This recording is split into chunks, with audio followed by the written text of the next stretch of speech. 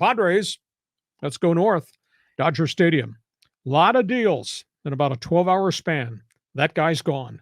Trevor Bauer. They had a week to try to find somebody to trade him to. Evidently, they did not get any offers, no phone calls returned. Trevor Bauer has now been released. He's on a street corner near you with a sandwich board that says pitcher for hire.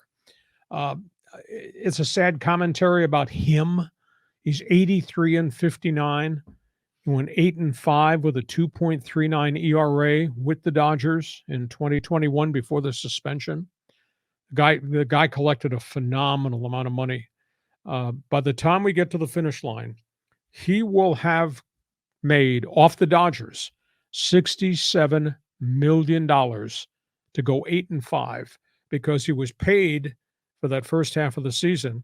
Then he was paid on the administrative leave part when he was off the roster, and the Dodgers have to pay him $22 million this year, regardless of where he goes and who he plays. Now, he did lose $37 million because of the extended suspension. Absolutely amazing. I don't know if anybody touches him or not. There's a whole toxic mentality about who he is and all the junk he's continued to get himself involved in. The other Dodger deal, this is kind of unique. They made a trade with Miami, and they got Miguel Rojas, the all-star Gold Glove shortstop. Now, he's got a lot of miles on him. He's age 34. But what it does is probably buys him a couple of years at shortstop while they make a determination how good Gavin Lux can be if Lux has to be the shortstop of the future, or if there's somebody else out there a year from now they might want to go get in free agency. Rojas, 264 career hitter, has won a couple of 3 Gold Gloves. Glue guy, good clubhouse guy.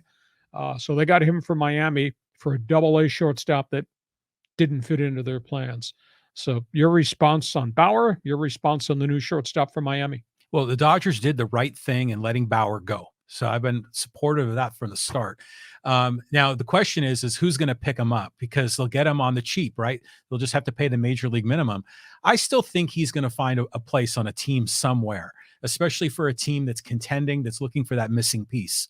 And as far as the Rojas deal goes, it's curious how the Dodgers in previous years were just busting out their checkbook and writing big money and signing everybody. This year, they've been very sort of quiet, calculating, moving, there's been smaller deals, smaller signings, getting below that payroll tax level.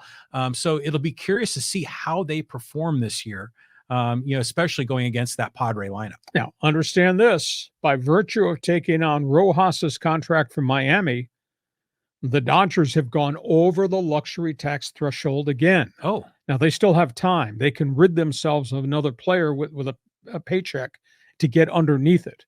They want to get underneath it so there's no penalties. Because I guarantee you, next November, you and I are still doing this podcast.